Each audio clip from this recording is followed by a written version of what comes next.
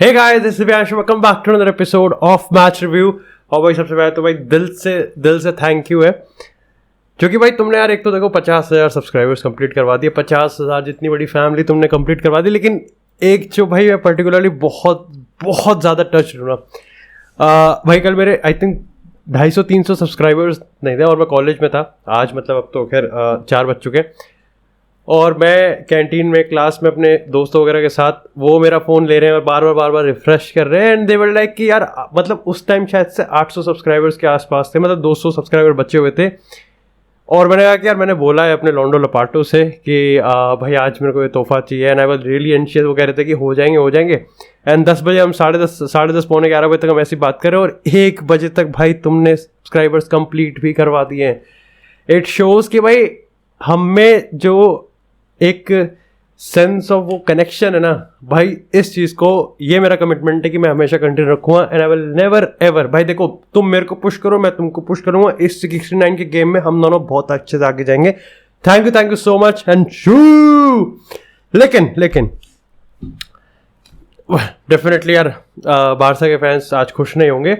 लेकिन कितना आयरॉनिक है ना यार, मतलब मैंने सो कॉल जो प्रीव्यू करा था बारसा का चैंपियंस लीग वाला, उसमें मैंने सबसे हाईलाइट करके यही चीज़ बोली थी कि इतना यूनिक आइडिया दिया है जावी ने प्रेस कॉन्फ्रेंस में कि जो रेफरी डिसीजन बनाते हैं यार, तुम प्रेस कॉन्फ्रेंस करो और एक्सप्लेन करो उसको।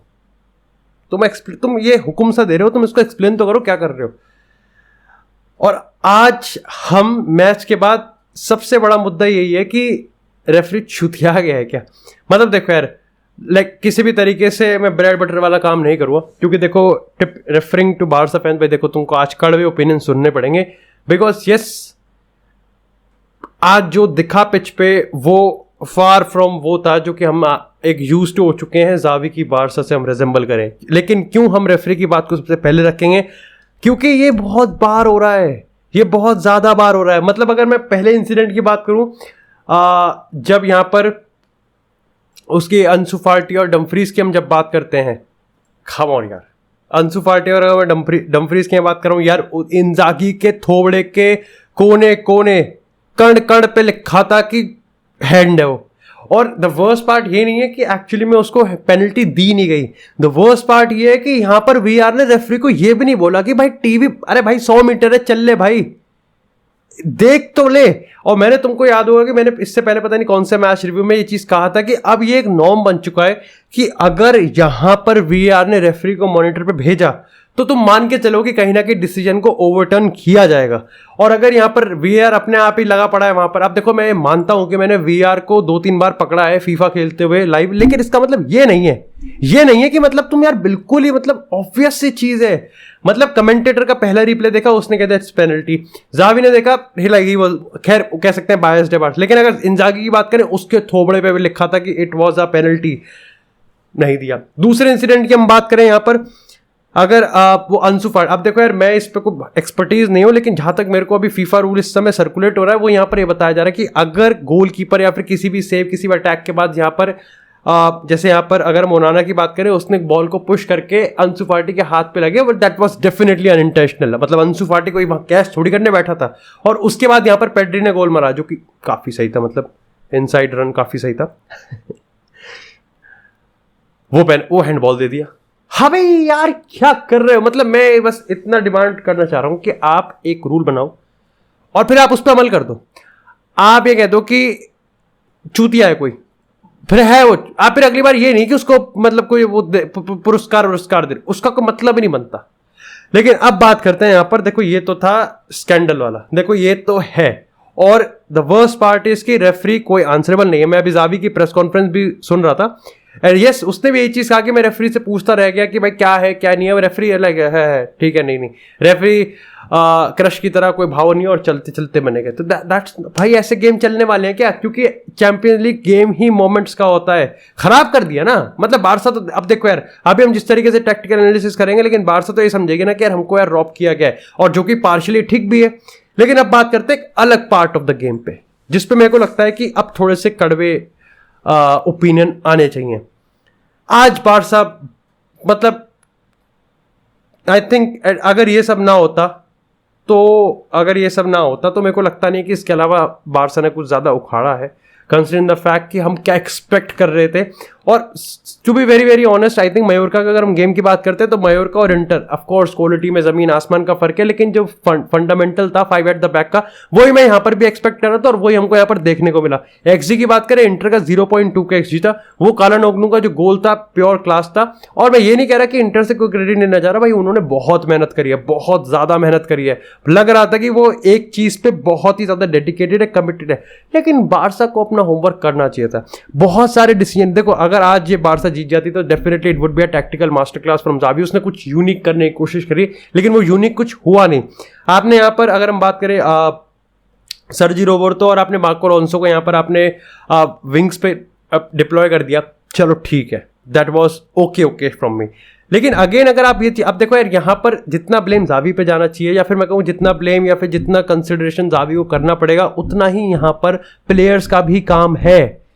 दे also have to do their work. क्योंकि अगर देखो टैक्टिकल एरर क्या हुआ, रफीनिया ने आपने रफीनिया को इन्वर्टेड डिप्लॉय कर दिया, क्या करेगा वो इन बिटवीन द लाइंस खेल के? उसका काम है विड्थ मेंटेन करना, और वो बिटवीन द वो इन्वर्टेड खेल रहा है। क्यों खेल रहा है वो?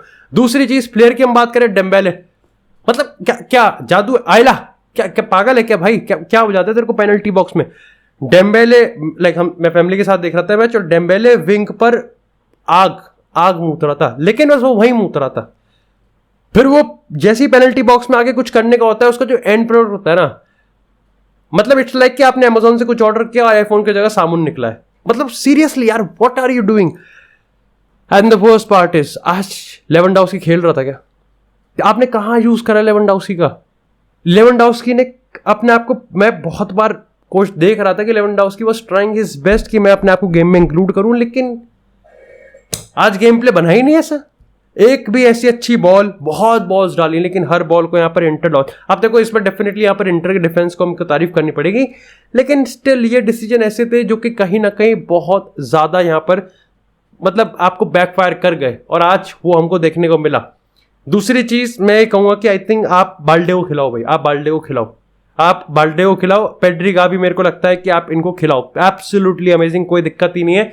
बट उस्मान डेम्बेले को अपने इंडिविजुअल वर्क पे काम, अब ये मैं बार बार डेम्बेले को इसलिए पिन पॉइंट कर रहा हूं because majority of the attacks आपके डेम्बेले की तरफ से आ रहे हैं। डेम्बेले आपका फर्स्ट हाफ की तो मैं बात करूं तो फर्स्ट हाफ तो पूरा डेम्बेले के पास ही था, क्योंकि डेम्बेले विड्थ होल्ड मेंटेन कर रखा था, रफीनिया यहाँ पर इन्वर्टेड था, तो आप सारी की सारी चीज डेम्बेले के थ्रू क्रिएट कर रहे थे। आप क्रॉसेस डाल रहे हो बट लेवेंडोव्स्की आपको यूज नहीं कर पा रहे। And of course Inter wait कर रही थी आपको हर्ट करने के लिए, and this is the exact same fucking thing जो कि उन्होंने आपके अगेंस्ट कर दिया। तो ये चीज कहीं ना कहीं, अब देखो यार, रिजल्ट की मैं बात करूं तो ये इंटर के लिए बहुत बड़ी चीज थी। बायर्न से वो भी हारी थी, बारसा भी हारी थी, और उन्होंने यहां पर बारसा को हरा दिया अपने होम में। अब द बेस्ट पार्ट, अगर बारसा को अपना रिवेंज लेना है, इससे बेहतरीन चीज क्या होगी? अगले हफ्ते यहां पर वो कैंप न्यू में आ रहे हैं, पेल दो। बट अब कहीं ना कहीं जैसे ज़ावी ने प्रेस कॉन्फ्रेंस में कहा है कि यहां पर अब हमारे 3 फाइनल है, 2 ही फाइनल मानता हूं, विक्टोरिया वाला क्या फाइनल है, बायर्न के अगेंस्ट और यहां पर इंटर के against. Inter would come for a draw, ये तुम मान के चलो। आज इंटर जो खेला है, इंटर अगले हफ्ते इससे भी रिजिड फुटबॉल खेलेगा, लेकिन बायर्न के अगेंस्ट बहुत सारी होप्स हैं कि बारसा वहां पर मतलब एटलीस्ट पॉइंट उखाड़ ही निकाले।